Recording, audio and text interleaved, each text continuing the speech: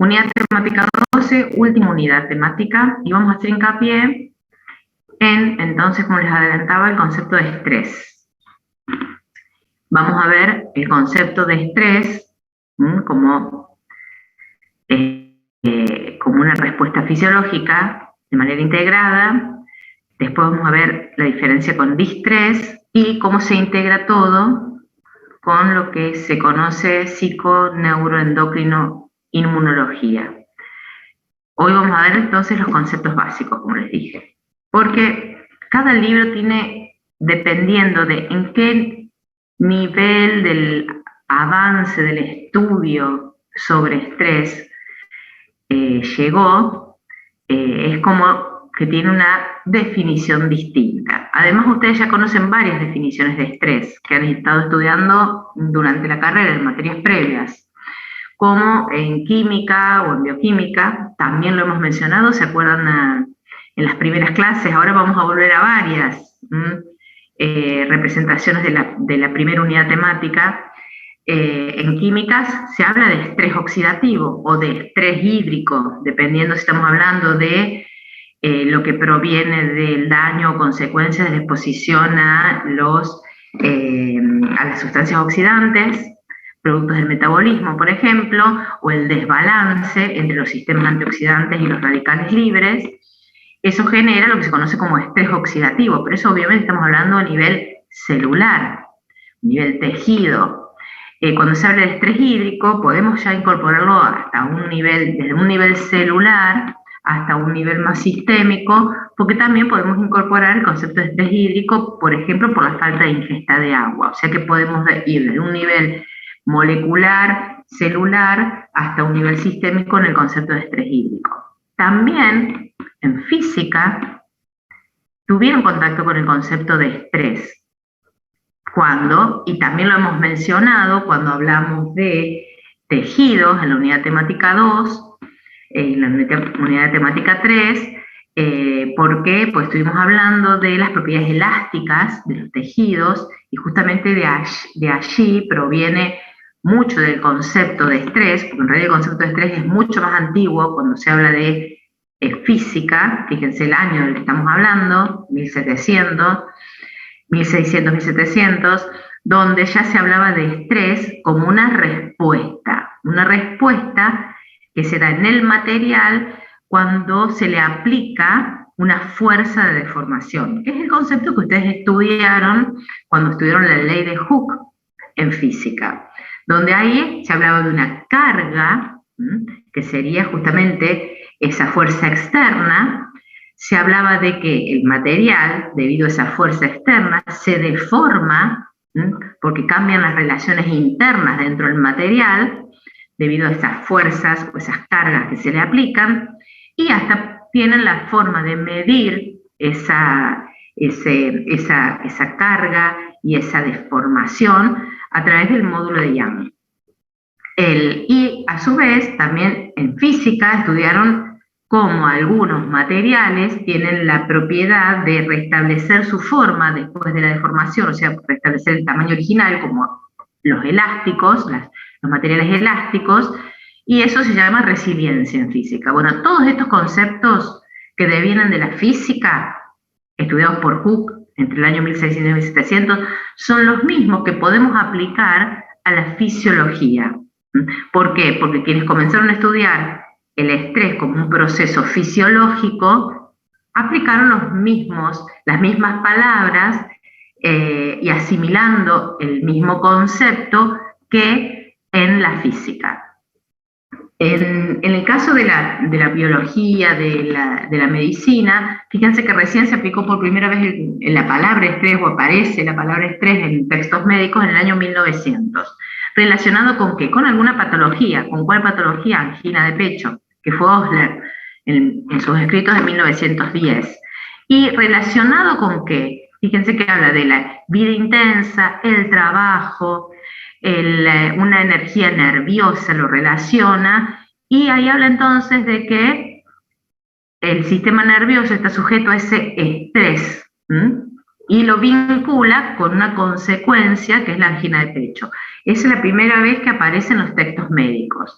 Y a partir de eso comienza entonces a desarrollarse el concepto de estrés desde la biología y desde la medicina. Obviamente Cannon, que ya había acuñado el término de homeostasis, ¿sí?, comienza a trabajar sobre el concepto de estrés y lo relaciona ¿con qué? Con la reacción de lucha o huida, que se observa, por ejemplo, en animales de experimentación, también en el hombre, y que habla de que esa es una respuesta generalizada, identifica a un mensajero químico que estaría participando de esta respuesta, que lo denomina simpatina porque lo relaciona justamente con la activación del sistema simpático adrenal. Y hace relaciones con esta reacción que puede ser debido a fuerzas físicas, debido a fuerzas psicológicas, pero lo relaciona con su concepto de homeostasis, que son las que alteran la homeostasis. Y que todas esas situaciones llevan a esa rápida activación del sistema simpático adrenal, que entonces tiende a restaurar la homeostasis. Fíjense que aplica su concepto de homeostasis y lo que hace es vincular al estrés con una relación estímulo-respuesta.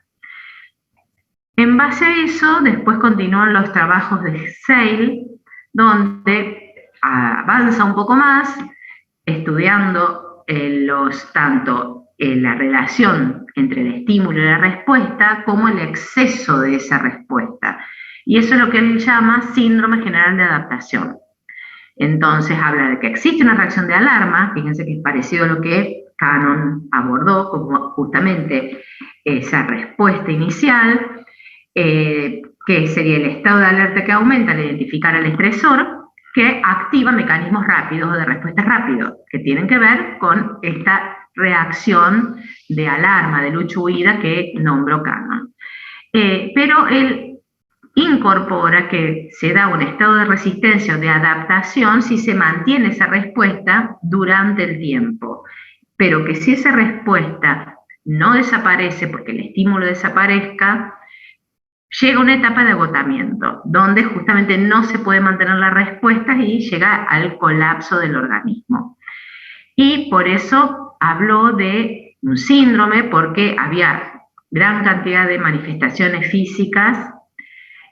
Habla de generar porque se ve una respuesta sistémica, y de adaptación porque teóricamente si el estímulo desaparece y no se llega a la etapa de agotamiento, habla de que a través de esa respuesta el organismo se adapta a esa presencia del factor o agente estresor, que sería el mismo concepto que él también después posteriormente lo llamó estereostasis, que nosotros lo mencionamos en la unidad temática 1. Cuando él modeliza eso, incorpora otro componente en este sistema, que son los corticoides.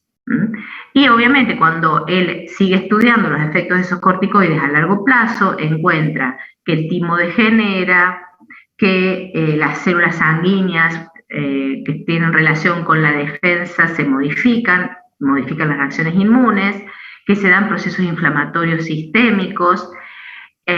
Por lo tanto, es cuando él considera que se colapsan los mecanismos que mantienen la respuesta, por eso él incorpora esas 3 etapas. Y ahí aparece el rol importante de los corticoides, liberados por la corteza suprarrenal y que participan de esta respuesta. Pero también, si se mantienen en el tiempo, son los responsables de los cambios patológicos de la fase de agotamiento.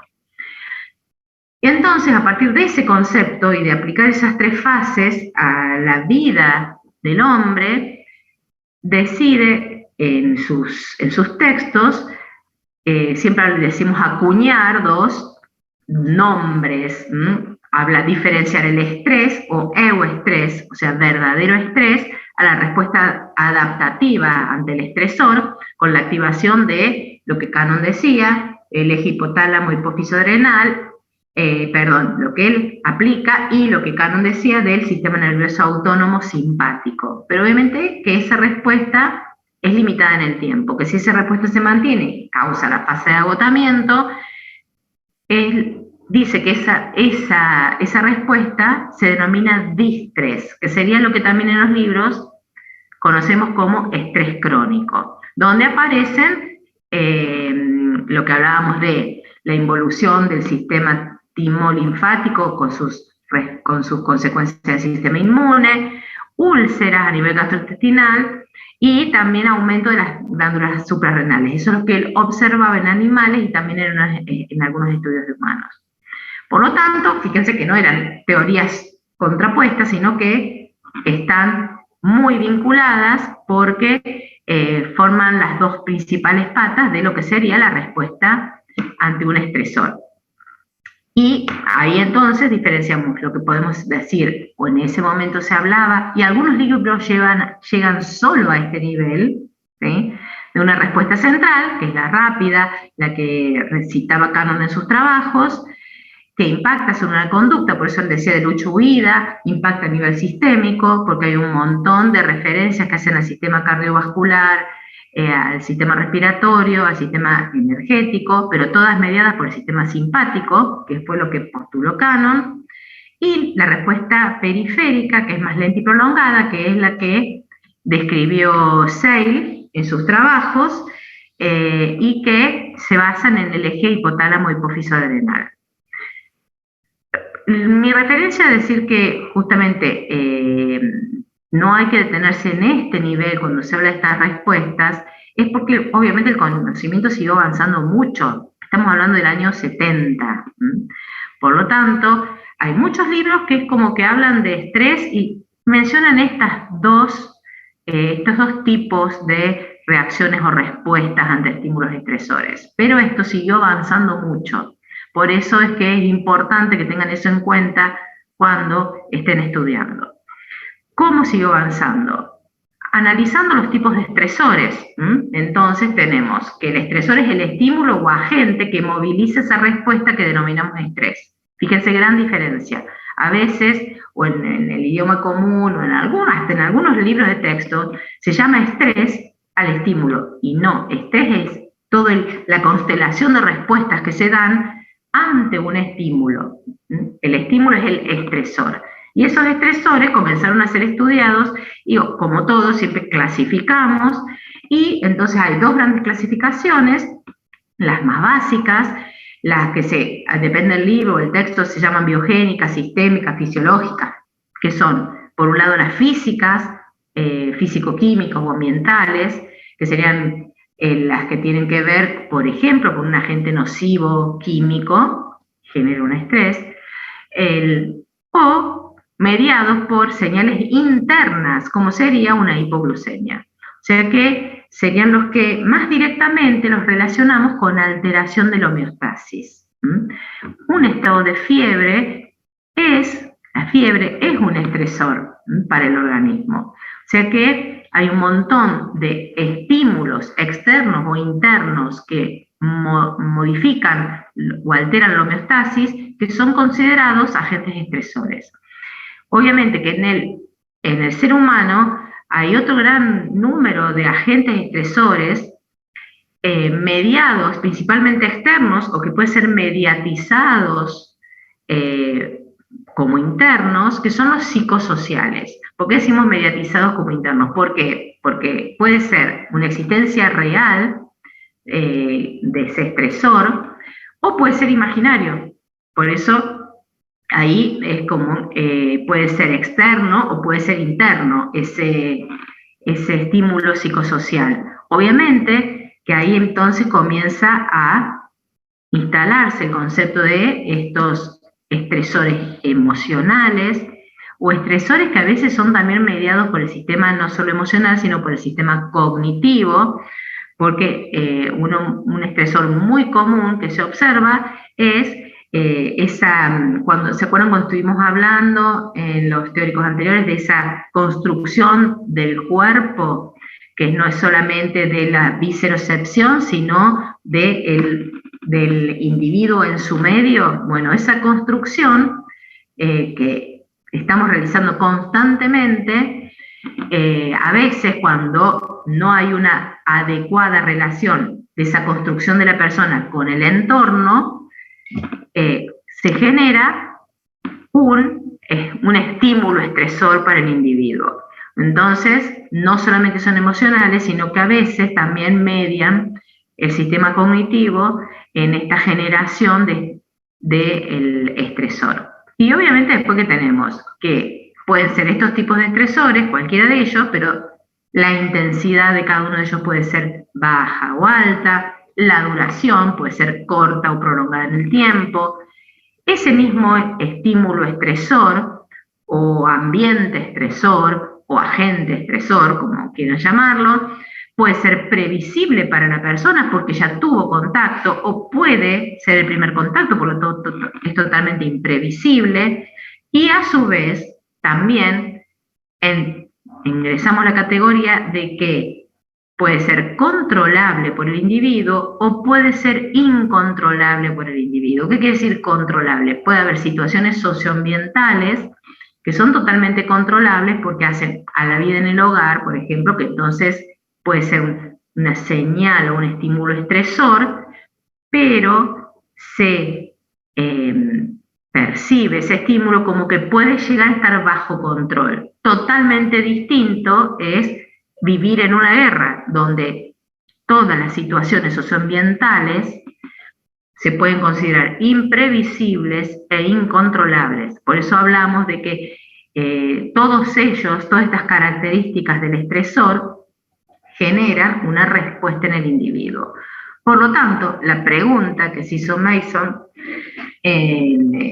fue si el organismo siempre, porque Cannon y Seil decían prácticamente como que siempre se responde de la misma forma. Entonces, al identificar tantos tipos de estresores, la pregunta básica fue, ¿siempre el individuo, el organismo, responde de la misma forma ante los distintos estresores?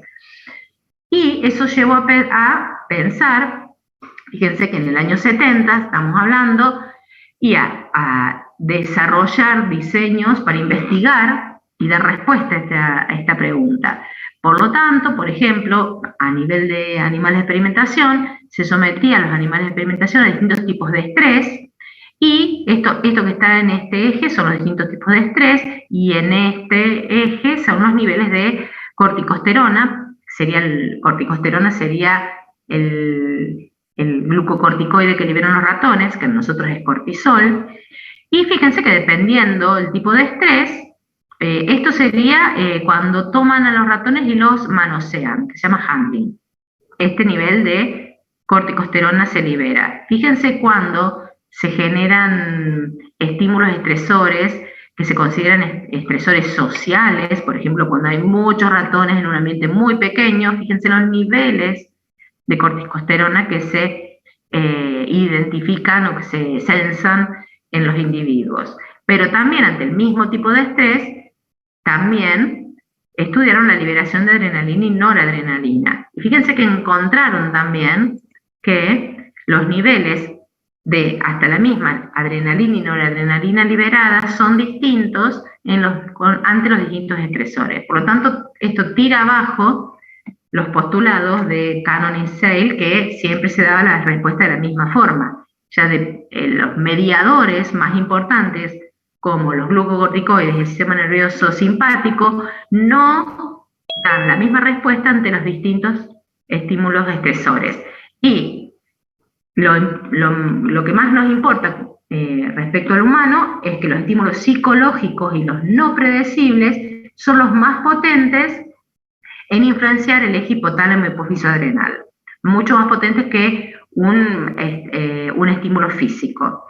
Y que actúan todos, no es que actúe uno u otro, actúan de forma distinta, pero actúan las dos corrientes, esto que se llamaba la respuesta rápida y la respuesta que después vamos a ver que no es tan rápida porque los corticoides no es que se liberen después, se liberan los dos al mismo tiempo, se activa el simpático y se aumenta la liberación de corticoides. Y las dos vías se activan principalmente cuando justamente esos estímulos son tipo psicosocial.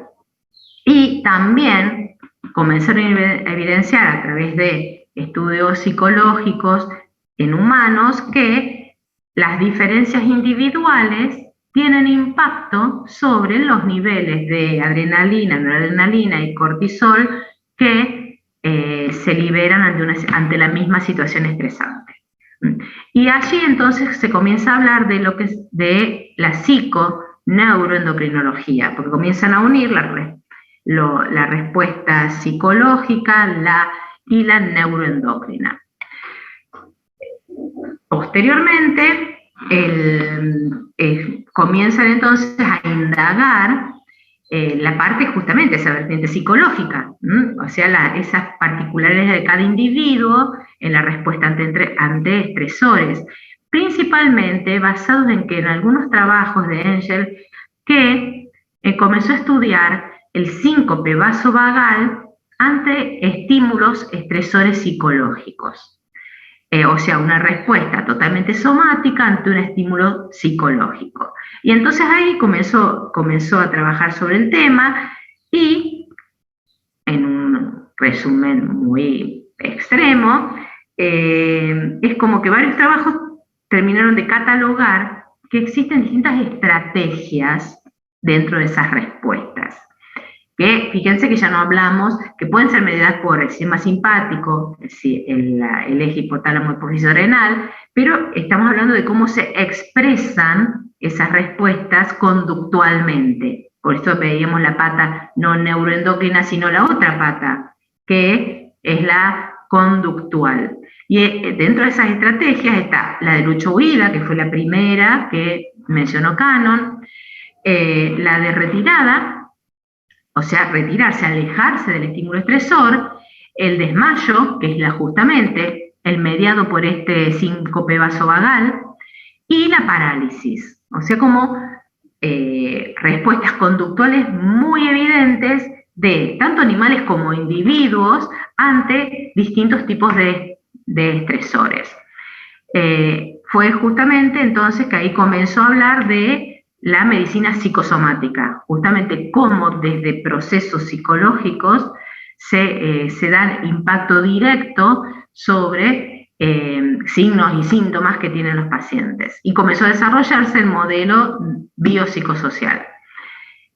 ¿Quién termina de completar un poco esta parte más psicológica del desarrollo de la investigación respecto al estrés? Es Lazarus, pues justamente psicólogo, donde entonces cuando empieza a trabajar en el aspecto bien psicológico, comienza a desarrollar nuevos conceptos, aplicar nuevos conceptos.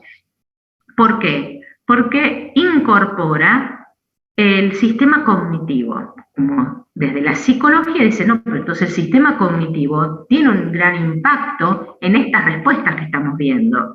O sea que hay una determinante cognitivo en las respuestas que se observan, ya sea endócrinas, en el sistema autónomo o conductual. Y ahí entonces comienza a desarrollar dos conceptos que son el de la evaluación o apreciación del estímulo, que justamente es un procesamiento de la información posiblemente estresora por el individuo a nivel emocional o afectivo y cognitivo. Y pone en valor, entre comillas, valora ese estímulo estresor. Y el otro concepto importante es el de los recursos de afrontamiento o coping que tiene cada individuo. O sea que sería el conjunto de estrategias que va a poder poner en marcha ante este estímulo que valoró cognitivo o emocionalmente como estresor, y esas estrategias son a nivel cognitivo, a nivel conductual, porque obviamente están íntimamente ligadas, entonces comienza a analizar y estudiar el estrés desde esta perspectiva, la más psicológica. Entonces, esa evaluación afectivo-cognitiva ya podemos hasta intuir a partir de los teóricos donde estuvimos estudiando sistema emocional y sistema cognitivo, cuáles son las estructuras del sistema nervioso que participan de esta evaluación o esta apreciación y puesta en valor del estímulo estresor, donde el individuo determina realmente si el estímulo es estresor o no.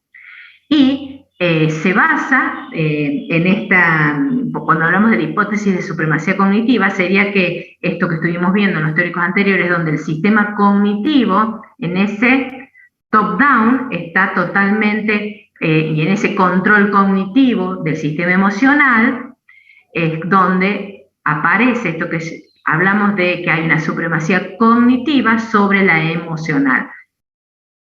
Y esta evaluación, obviamente que es prácticamente inconsciente, a veces se hace consciente, porque en las situaciones sociales, emocionales, económicas, hay una evaluación consciente de la situación o del ambiente estresor, y esa evaluación, entonces, por un lado, evalúa la situación o el agente estresor, y también se evalúa, que es lo que llama acá evaluación secundaria, los recursos de lo que disponemos cada uno de nosotros para hacer frente a ese estímulo, que es lo que se conoce como afrontamiento. Esa evaluación secundaria, donde se evalúan los recursos para el afrontamiento, es lo que va a organizar la respuesta que se va a dar desde todo punto de vista. Por eso habla de una respuesta motora o conductual, la fisiológica, que sería la neuroendocrina y la movilización de energía, y la cognitiva. O sea que fíjense que están íntimamente ligadas. Obviamente que fíjense que acá hay una flechita que impacta la situación social o interna del individuo, del ambiente físico, impacta también obviamente en la organización de la respuesta, porque esa organización de la respuesta va a ser muy distinta dependiendo de la vivencia previa de cada individuo, si tiene una red de contención, entonces por eso ahí esa flecha está marcando el impacto del ambiente, de lo socioambiental, de lo socioemocional y ambiental sobre la organización de la respuesta. Y cuando hablamos de las estrategias de afrontamiento, es muy interesante conocer, porque a veces es como que quedan, decimos estrategias de afrontamientos, la palabra ya se los dice, son las formas en que se puede resolver, o las estrategias que se ponen en marcha para hacer frente al estímulo estresor, y entonces las han categorizado en estrategias que se centran en el problema, o sea, en el estímulo estresor. ¿Por qué? Porque ¿se acuerdan cuando habíamos visto que ese estímulo estresor puede ser controlable o incontrolable? Entonces, si el appraisal, o sea, la apreciación, esa evaluación previa, considera que ese estímulo estresor es controlable, y reordenando aspectos conductuales o aspectos del mismo medio se puede resolver, se eligen estrategias justamente centradas en el problema, porque se observa que se puede controlar y se puede resolver esa situación estresante. Tenemos la estrategia centrada en las emociones, ¿sí? En ese caso es cuando por alguna situación o por las características del individuo ante esa situación, el estímulo estresor se evidencia como incontrolable, justamente hay un afrontamiento que se centra más en las emociones y en cómo manejar las emociones que en el mismo problema. Y después tenemos las estrategias basadas en la evitación. ¿Se acuerdan que dentro de cuando se ven estudiado las distintas estrategias, que se ponen la lucha, huida, que estaría dentro de las estrategias centradas en el problema, porque en realidad vas a abordar el problema de distintas formas? Había una que era el alejamiento, ¿sí? Sería la evitación. O sea que básicamente las personas toman la decisión de alejarse del problema, de por un tiempo no confrontar, de no ordenar las situaciones, o depende la historia individual y el ambiente, puede no confrontarlo, no, o sea, no hacer abordar el problema, lo que causa el estrés, nunca. O sea que por eso depende de desde dónde se aborde esa estrategia de afrontamiento, tenemos centradas en el problema, en las emociones y en la evitación. ¿Y a qué llamamos estrategias? ¿Sí? Por ejemplo, una estrategia es analizar. Analizar lógicamente, fíjense que no hablamos desde la emocionalidad hablamos de procesamiento cognitivo, de el origen de la situación estresora, cuáles experiencias hemos tenido antes, cómo cómo se solucionó, por ejemplo, qué estrategias se utilizaron. Eso es una estrategia de afrontamiento centrada en el problema y totalmente cognitiva. Fíjense que cuando se habla de una redefinición cognitiva, habla de una aceptación, o sea que se considera que no se puede controlar del todo la situación, pero se puede reestructurar. O sea que ahí también estamos centrados en el problema. Acá, evitación, estamos en la última grupo de estrategias. Búsqueda de información, acciones, o sea, distintos planes, elaborar distintos planes para dar solución al problema. Regulación afectiva, que estamos en el segundo, donde se invierte mucha energía y muchos procesos cognitivos en el control de las emociones para abordar o para afrontar la situación estresante. La resignación, que es otra forma, que es una forma en el fondo de evitación. Fíjense que son distintas estrategias desde lo psicológico, pero obviamente que tienen un fundamento netamente biológico, porque son procesos y procesamiento de la información a nivel cognitivo y a nivel emocional. Y fíjense, Lazarus construyó herramientas para evaluar psicológicamente las estrategias de afrontamiento que tenemos los individuos. Entonces, justamente acá serían las estrategias, por ejemplo, el distanciamiento, él cómo lo llama, el distanciamiento o esta evitación. Tratar de olvidarse del problema, negarse a tomarlo en serio, comportarse como si no hubiera ocurrido. Seguramente muchos de nosotros en algún momento ante una situación estresante utilizamos esta estrategia de afrontamiento. Fíjense que esto que de pasar de ser algo muy teórico pasa a ser algo muy concreto y de nuestra vida diaria. Acá se los dejo para que analicen sus estrategias de afrontamiento y lo importante es tener en cuenta que se pueden incorporar cada vez más, que se pueden modificar, porque son procesos cognitivos.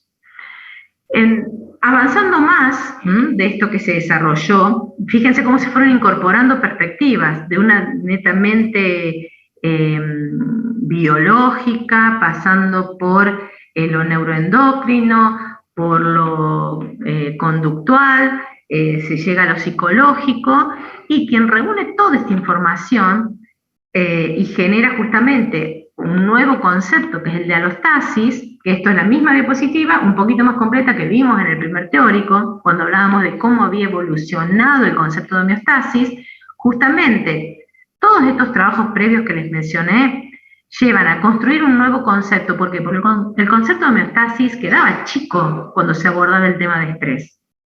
Por lo tanto, el modelo de alostasis aborda mucho mejor el concepto de estrés porque es un concepto más complejo. Ese modelo de alostasis incorpora varias cosas importantes, ¿sí? ¿Se acuerdan que la definición habla de que el individuo, el organismo, responde constantemente a las fluctuaciones que ya sabemos son posibles agentes estresores, ya sean del medio externo o del medio interno, considerando el medio externo con un gran impacto en el humano de lo que es psicosocial, y a través de ese proceso constante de respuesta mantiene la estabilidad de los parámetros fisiológicos, o sea, la homeostasis. Entonces ahí quedan vinculados este concepto de alostasis con el concepto de homeostasis, porque justamente lo que se incorpora a través de los estudios de Peter Sterling es que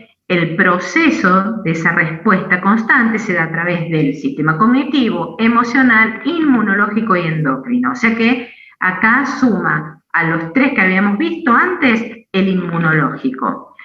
Y se basa en las nuevas teorías que se están desarrollando en el momento en que desarrolla este modelo, que es el 1988, donde comenzaban a desarrollarse las teorías del cerebro bayesiano. También nos referimos, y ahora vamos a volver sobre ese tema, porque termina de cerrar el concepto de cómo respondemos al estrés. Por eso habla de que esos estímulos internos-externos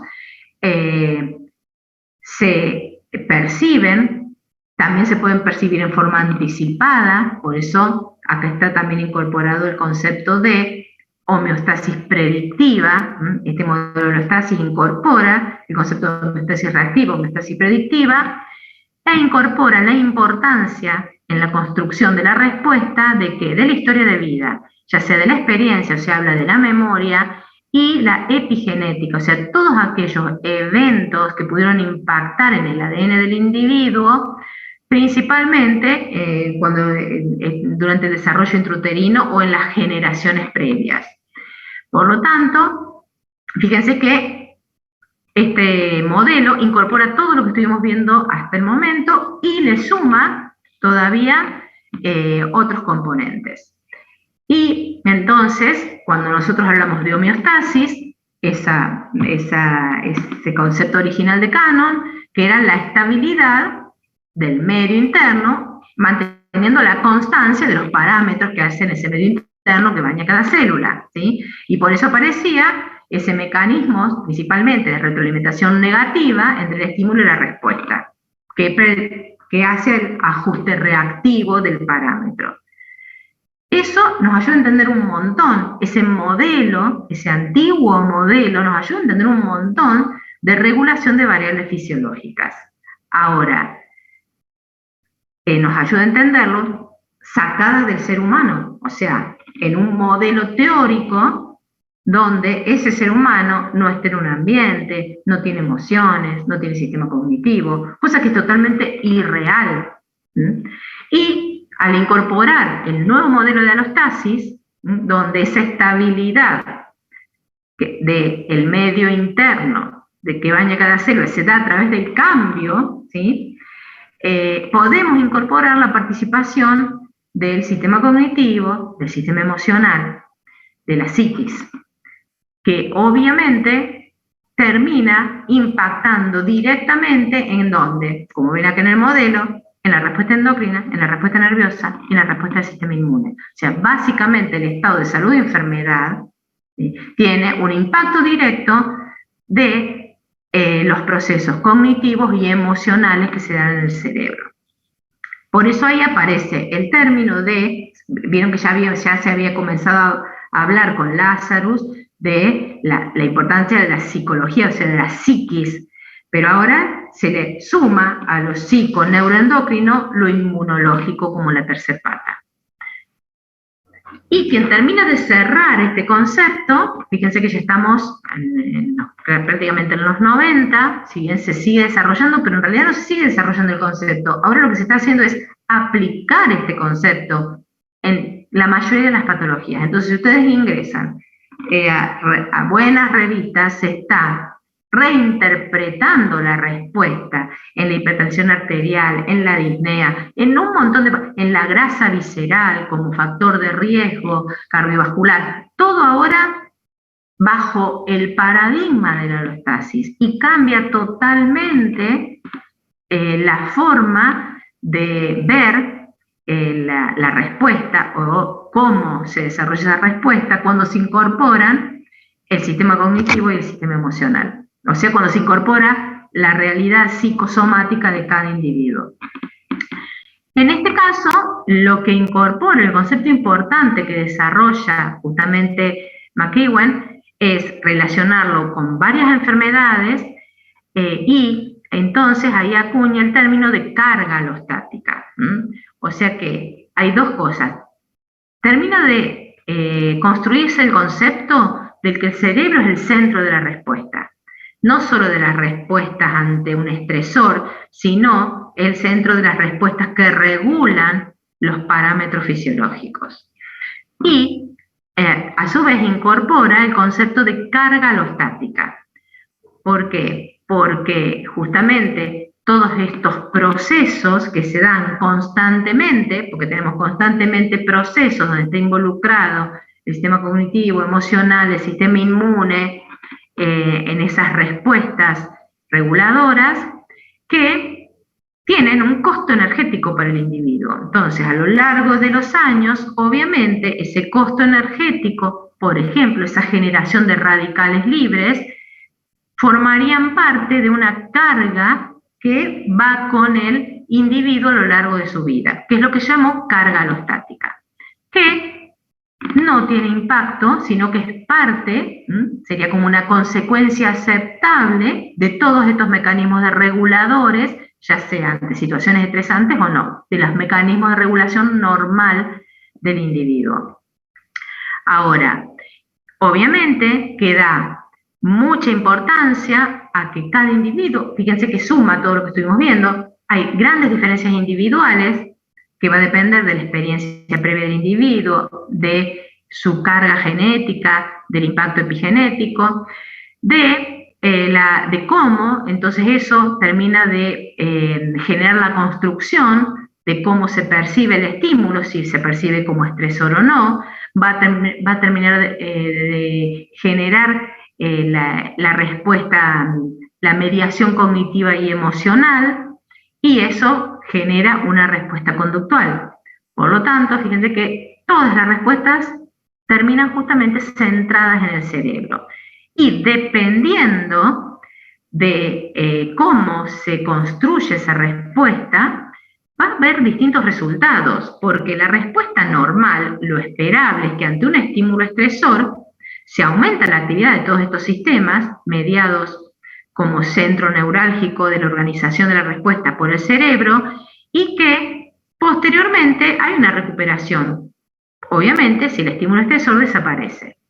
Ahora, si el estímulo estresor se repite varias veces, puede ser el mismo o puede ser distintos estímulos estresores, que es lo más normal. En nuestra vida diaria estamos expuestos constantemente a muchos estímulos estresores, o sea, durante el día estamos expuestos a repetidos estímulos, por lo tanto, a veces pueden ser distintos y a veces puede ser el mismo estímulo. Ahora, el organismo, por ejemplo, puede, en esta línea roja que vemos acá, sería lo esperable de que el organismo ante el mismo estímulo que se da en forma repetida a lo largo del tiempo, genere estrategias de respuesta que llevan a una, entre comillas, adaptación ante ese estímulo estresor. O sea que, fíjense que esto permite que esa carga alostática que se va generando constantemente no sea tan alta.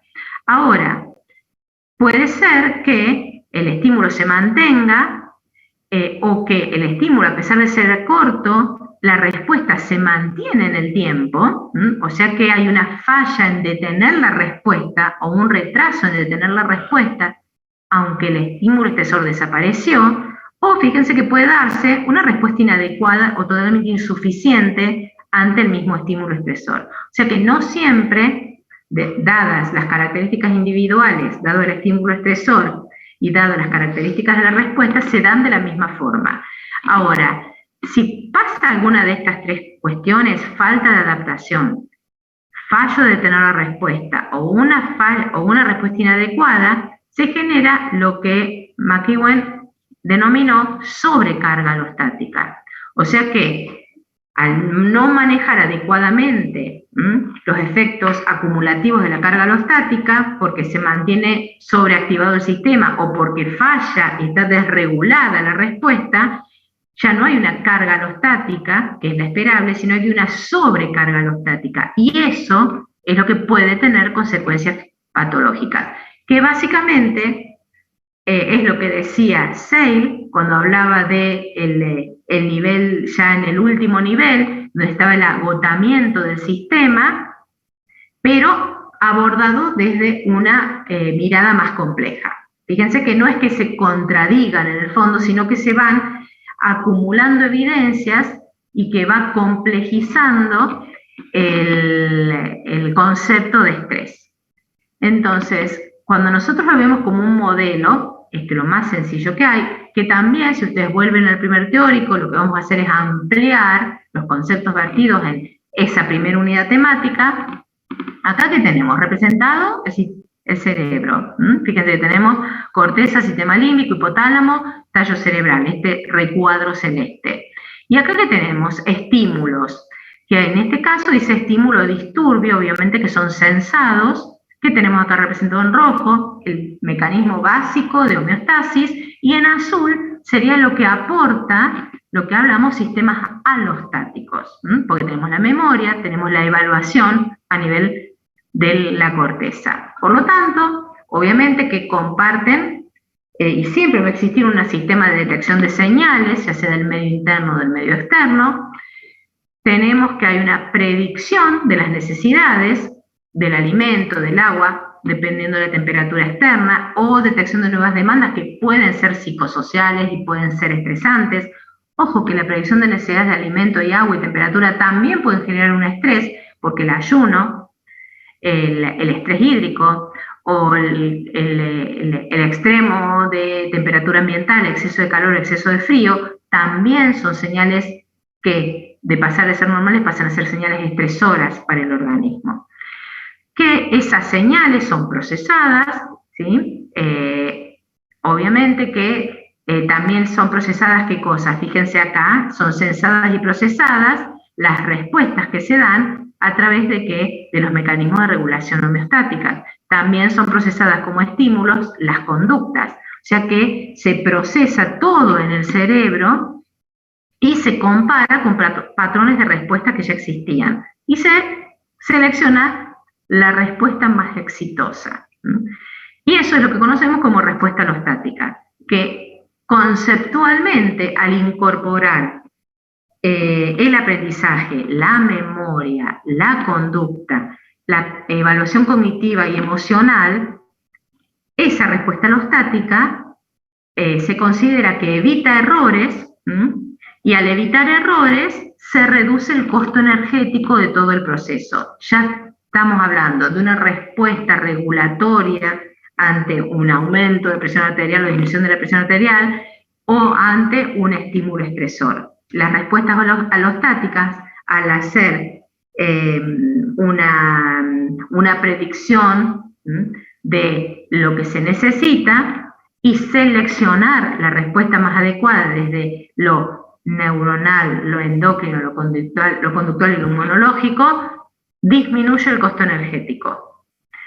Y obviamente que entonces, ¿cómo queda guardado esa respuesta? Sobre todo cuando hablamos desde lo conductual en la memoria y es evocada, queda como aprendizaje y el sistema que ya vimos, la otra clase, justamente motivacional, de reforzamiento, es el que participa en esos aprendizajes, al otorgar recompensas en esas respuestas óptimas. Así básicamente sería como funciona el cerebro constantemente.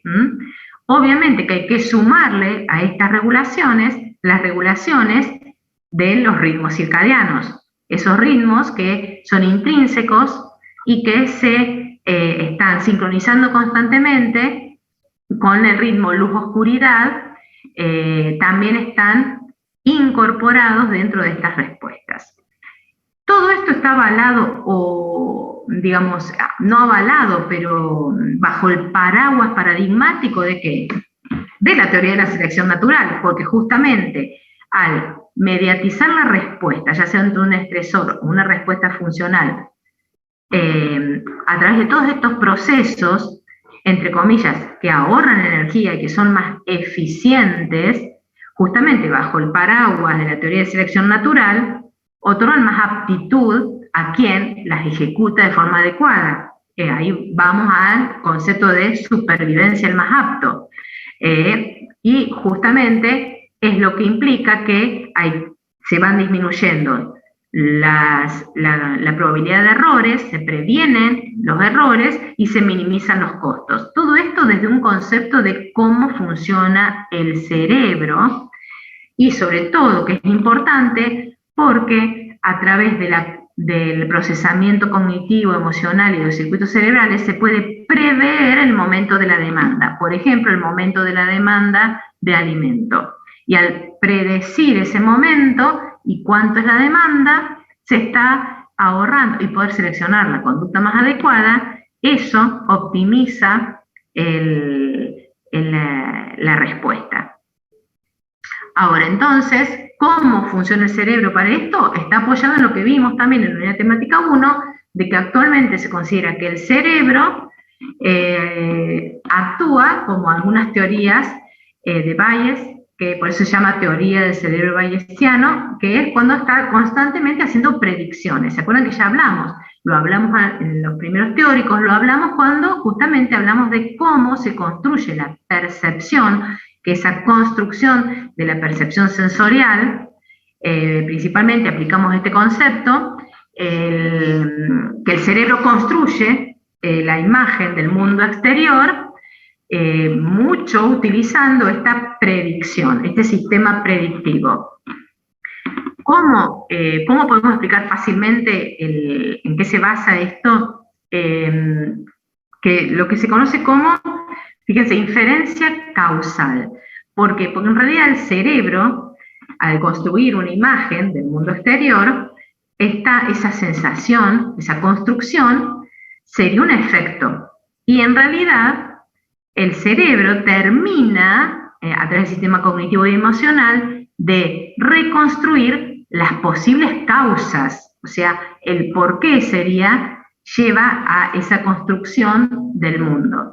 Por eso, a través del efecto, el cerebro reconstruye o infiere las causas. Por eso se llama inferencia causal. Esas construcciones, nosotros, que constantemente se están generando en el cerebro a través de la percepción, constantemente también están siendo modificadas y constantemente se está incorporando información, por eso está entre comillas, de la probabilidad de ocurrencia, de que ese evento vuelva a ocurrir.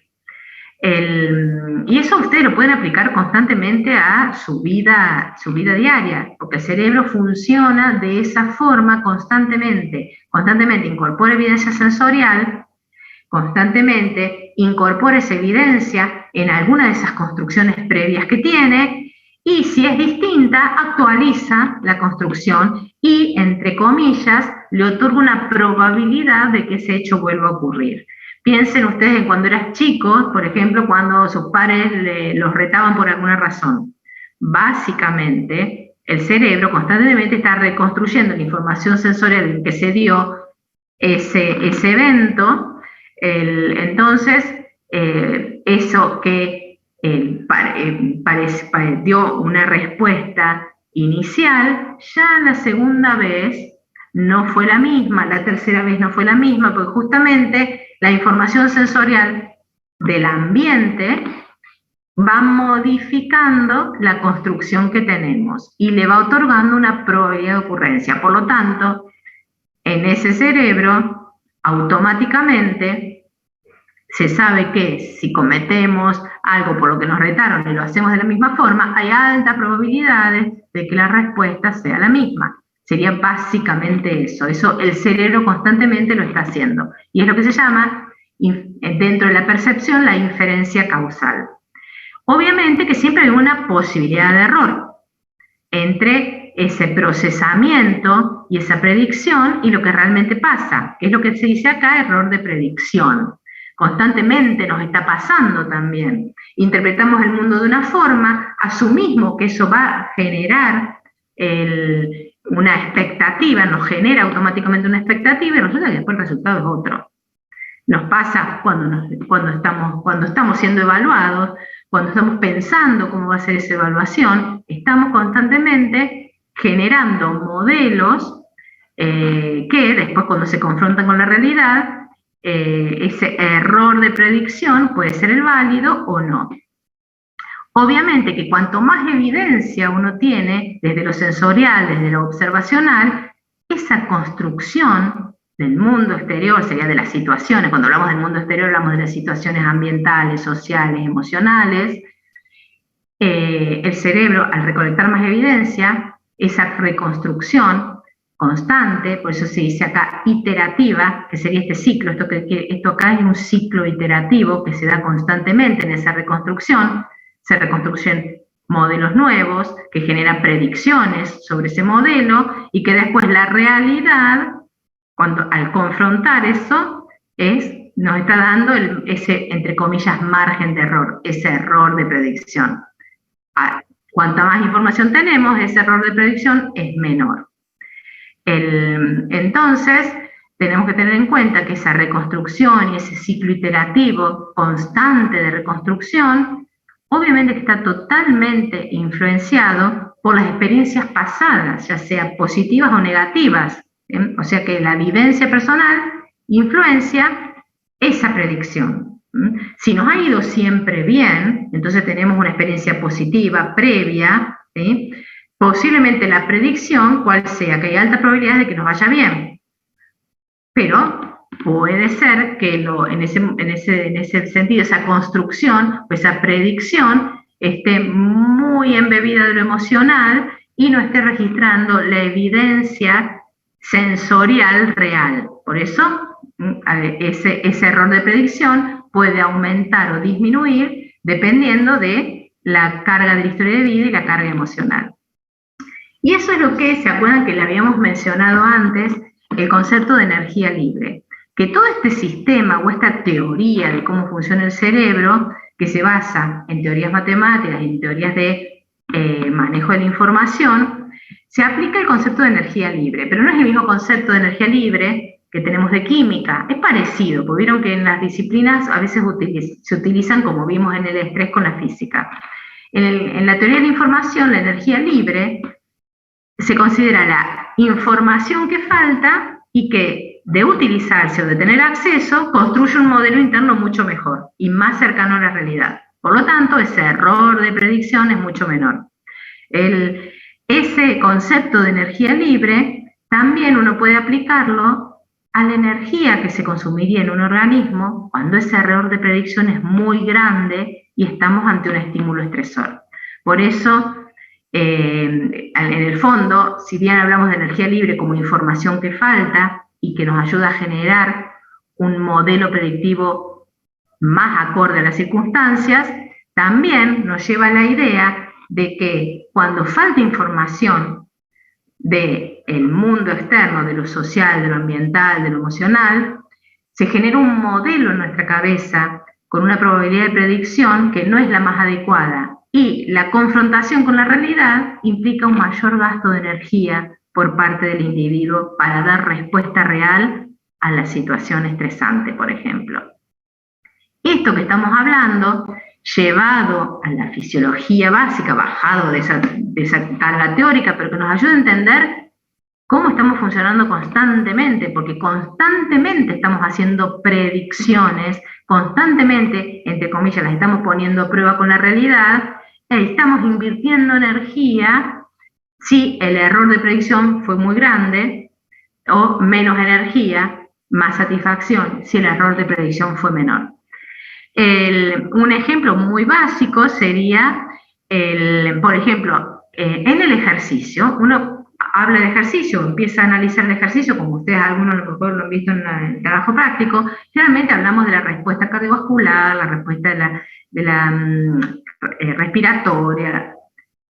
Ahora, con este concepto tenemos que incorporar que ese ejercicio está en un contexto y que el cerebro está previamente haciendo predicciones de los resultados de eso. Y eso tiene influencia en las regulaciones cardiovascular, respiratoria, motora, en el momento de hacer ejercicio. Este sería el ejemplo, justamente, el hecho de subir la escalera genera, a través de este ciclo iterativo, una construcción y una predicción de cómo va a ser ese ejercicio, por ejemplo, de subir la escalera. Ahora, tenemos inputs reales, sensoriales, propioceptivos, de capacidad respiratoria, y la unión de esos dos, o sea, sería cuando confrontamos el modelo teórico, que es el que está acá, el generado acá a través de las predicciones, por eventos previos, por ejemplo, con lo real, que serían los inputs sensoriales, es donde se termina de construir esa inferencia o esa percepción real. Porque obviamente, volviendo al ejercicio, va a ser muy distinto a lo largo del ciclo vital, Y va a ser muy distinto esta construcción si la experiencia previa es que nos agitamos a subir una escalera o se sube la escalera sin ningún problema. O sea que todo eso hace a la construcción, la inferencia de ese modelo, de la situación, y eso es después contrastado con el evento, que es subir la escalera. Y ahí tenemos el error de predicción. Sí, lo que se predijo el organismo al reconstruirlo es: no me voy a fatigar al subir la escalera, porque la información sensorial mediatizada por lo emocional y lo cognitivo, yo siempre subí rápido y fácil las escaleras, ¿sí? Entonces ese es el modelo generado. Ahora, resulta que cuando subimos las escaleras, al escalón número 10, tenemos una gran disnea, agotamiento. ¿Qué quiere decir? Que este error de predicción está teniendo un costo energético de recuperación sobre ese organismo. Y eso nos lleva al siguiente tema, que fue una mala estrategia de selección, que sería la estrategia conductual que se toma para subir esa escalera, y cómo se sube esa escalera. Y ahí hablamos también de que hay una inferencia, porque cuando se toman las decisiones, tenemos esta construcción, esta probabilidad de que ocurra, pero a su vez también tenemos que tener en cuenta lo que se llama inferencia de acción, que se puede disminuir el error de predicción, esto que tenemos acá, modificando la acción, modificando la toma de decisión. Básicamente, no subo la escalera de un solo tranco, sino que la subo de a 3 escalones, tomo un tiempo, subo otros 3 escalones. Fíjense que son 2 tomas de decisión distintas. Una toma de decisión implica un error de predicción altísimo, gran carga energética de recuperación, y en el otro, cuando en la construcción de ese modelo y la toma de acción, o sea, esa inferencia de acción que toma una decisión distinta, ese error de predicción es menor y el gasto energético es menor. Y dentro de eso, justamente, una forma fácil, más allá de esto de la escalera, de ejemplificar el impacto de esta inferencia de acción, que impacta directamente en la toma de decisión y en la conducta que se va a tomar, es, por ejemplo, si ante una situación se toma un comportamiento exploratorio o un comportamiento de evitación. ¿Con qué lo podemos relacionar a esto? Con eso que Lazarus hace un rato vimos, con las estrategias de afrontamiento, que no son más que comportamientos que tomamos.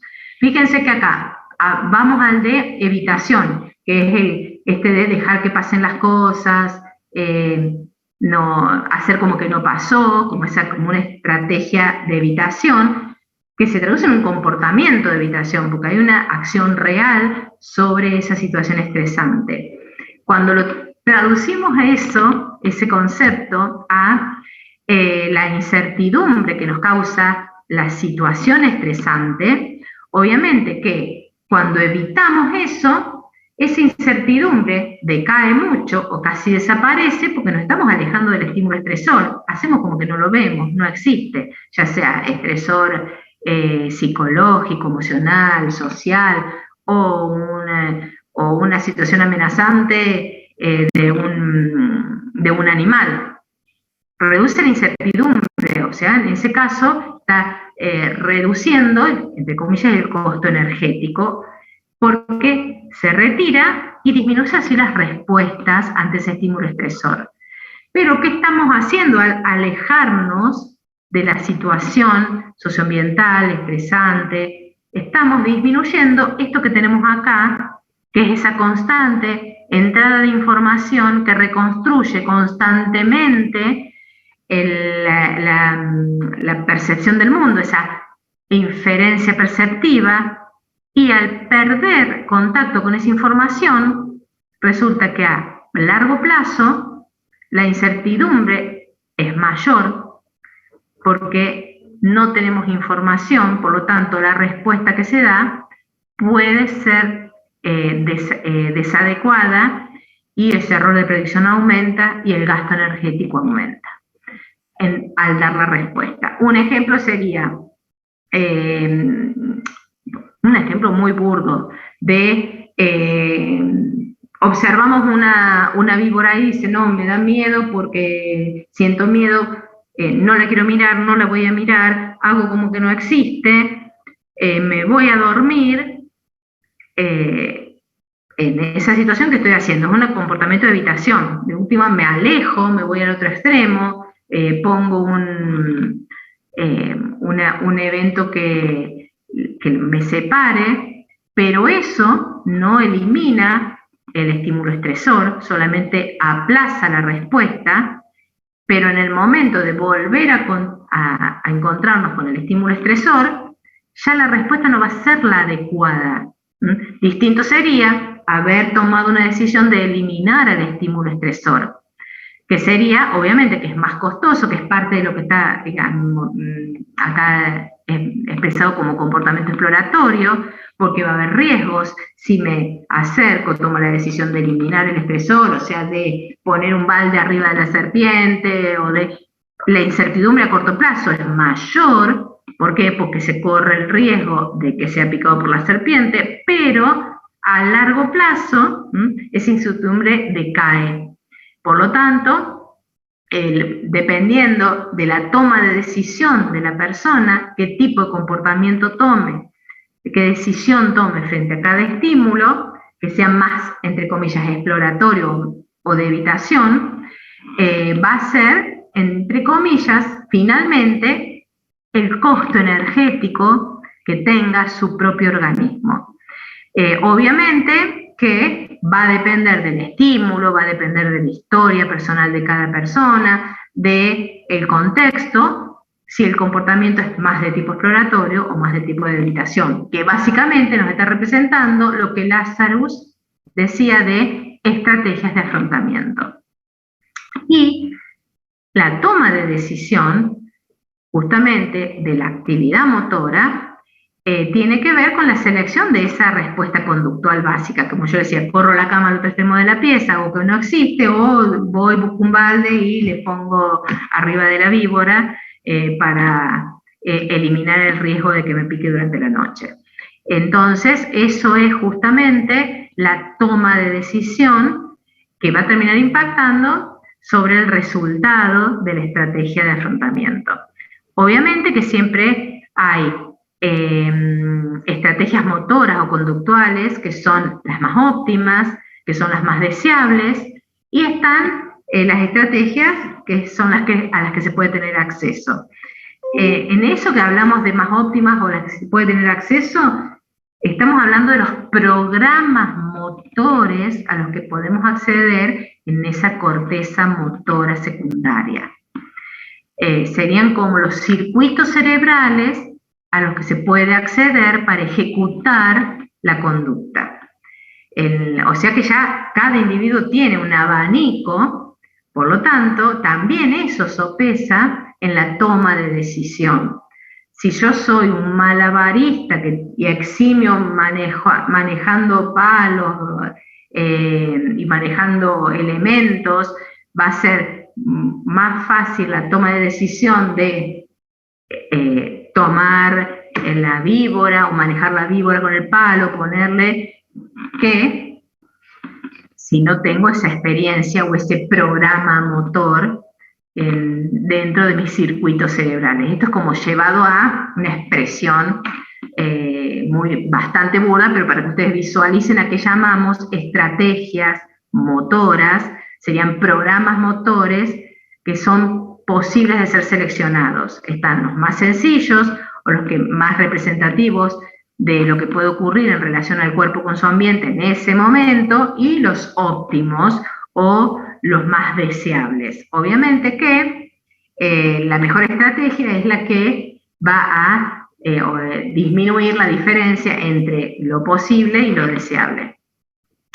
Por lo tanto, cuando llevamos todo esto que hablamos a un ejemplo básico, que también lo utilizamos en el primer teórico, de cómo funciona todo este sistema que estuvimos hablando, ya incorporando bien la palabra inferencia predictiva, acción, inferencia en la acción, incorporando el concepto que estuvimos viendo y repasando de cómo funciona el cerebro a través de la predicción, de la disminución del error de predicción y de disminuir la incertidumbre, podemos observar que en este caso, cuando hablamos de estrés, siempre tenemos que tener en cuenta que el estímulo o ese estresor genera una sensación de amenaza en el individuo, ya sea que sea un estímulo externo, un estímulo interno, o que sea porque es imprevisible, estoy esperando que algo ocurra, eso ya es un estímulo estresor, o que estamos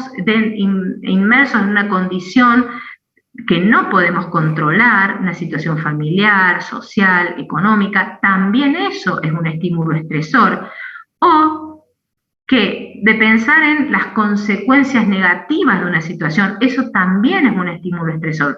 O sea, ¿por qué? Porque genera esa, entre comillas, sensación de amenaza. O sea, básicamente todo aquello que podemos considerar sensación de amenaza en el organismo, ya sea una hipoglucemia, una hipotermia, una hipertermia, y también como estímulos internos, es considerado un estímulo estresor. Después vemos la intensidad, la duración, todas esas otras características que vimos.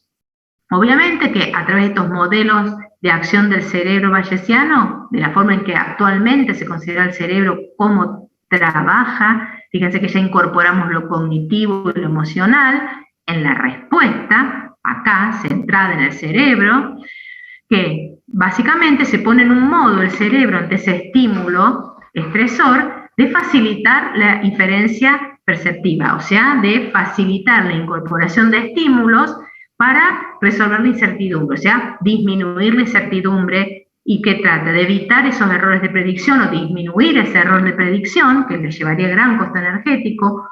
¿Cómo hace eso? Seleccionando adecuadamente la información, manteniendo un estado de hipervigilancia. O sea que ahí ya tenemos que relacionar con el SARA, con esos sistemas de arousal que mantienen la vigilancia. Ahora, ese estado de hipervigilancia se da por cortos momentos, porque si ese estado de hipervigilancia se mantiene en el tiempo, caemos en lo que dio por llamar McEwen en una sobrecarga alostática.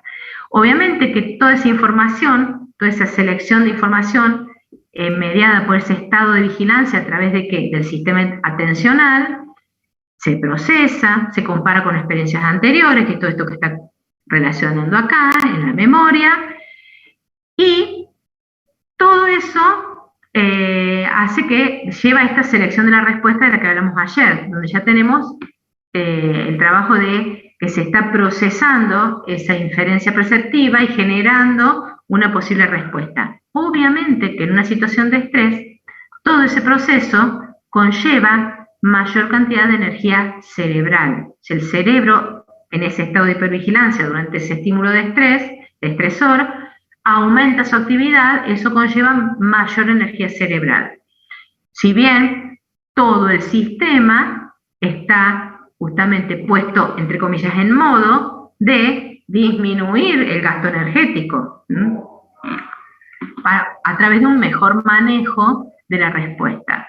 Obviamente que la respuesta es lo que conocemos como lo que hemos visto, que ya Cannon y le empezó a describir, la neuroendocrina, neuroenergética, y se incorporan las respuestas mediadas por plasticidad estructural del cerebro, que dependen de los mediadores químicos que aumentan durante cada tipo de respuesta. Obviamente que esa inferencia activa, o sea, esa acción que se da para mediar la respuesta, disminuir la incertidumbre ante ese estímulo estresor, si es exitosa, tiene una recompensa, ya sabemos, a través del sistema dopaminérgico, la área tegmental ventral, núcleo accumbens, media justamente esa recompensa a través de las redes motivacionales. Y esos quedan como conductas reguladoras efectivas ante esa situación de estrés. ¿Y en qué se basa todo esto? Así como antes toda la teoría se basaba en que todo este sistema inferencial hace más eficiente la respuesta del individuo basada en la teoría de la selección natural, acá se incorpora el concepto de que en esta situación estresante principalmente, se aplica lo que se llamó teoría del cerebro egoísta, porque al estar centrada todo el procesamiento y la generación de la respuesta en el cerebro, lo que primero se van a cubrir son los gastos energéticos del cerebro en esas respuestas. Por eso dice el cerebro egoísta. Y el mismo cerebro controla a través de la respuesta el flujo energético hacia las neuronas, ya sea en escalas de respuestas cortas, como lo que llamamos, entre comillas, estrés agudo, o largas, entre comillas, estrés crónico, que lleva a la sobrecarga alostática. Justamente las respuestas median una protección al cerebro que preserva tanto la función como la masa cerebral.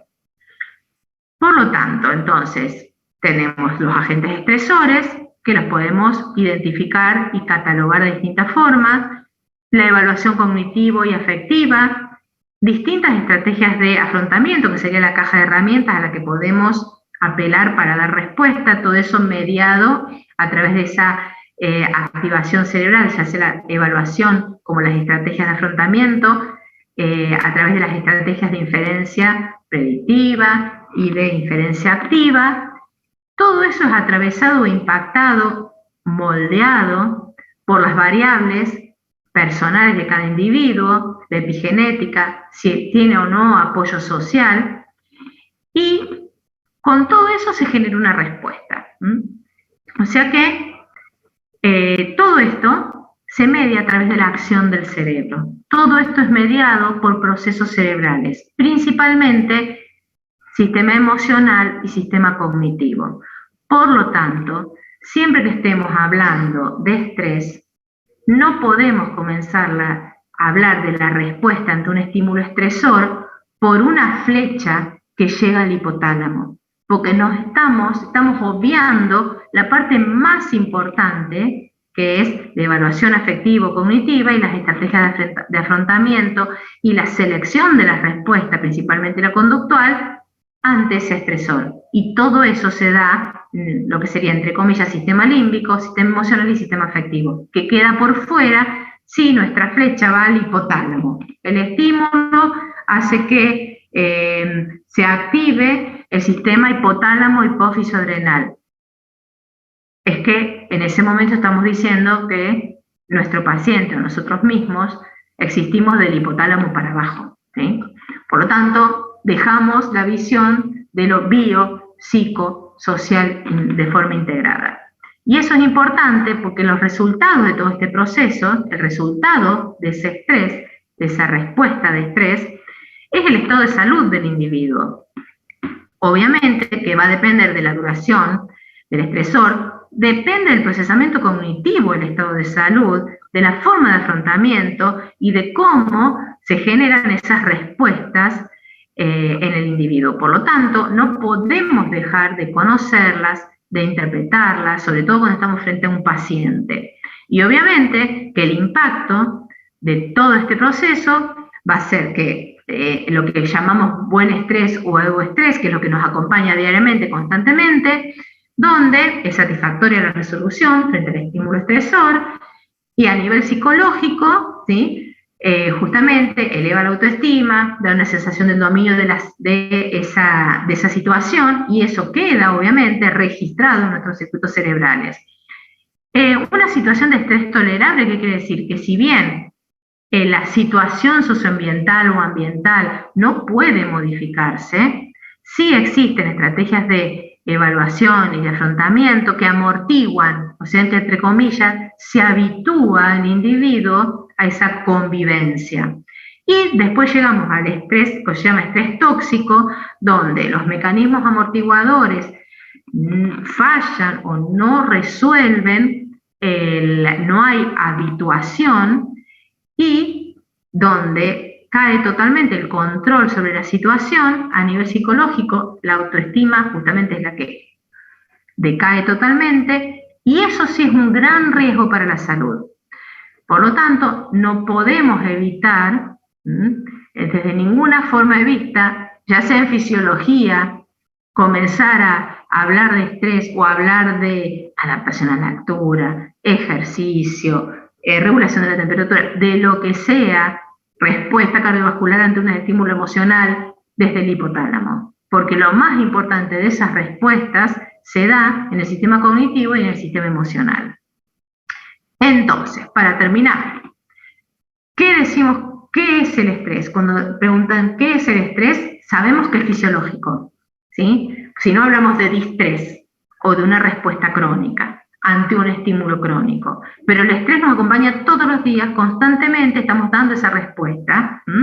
Por eso hablamos que es un proceso continuo, porque continuamente en ese proceso se evalúa el entorno, se anticipa a través de los procesos del cerebro, de anticipación de los estímulos, sobre todo de los estímulos fisiológicos, se hace un procesamiento emocional y cognitivo de la información, se determina si el estímulo es estresante, se selecciona la estrategia, que es lo que hablamos de estrategia de afrontamiento, y todo ello mejora la supervivencia del individuo.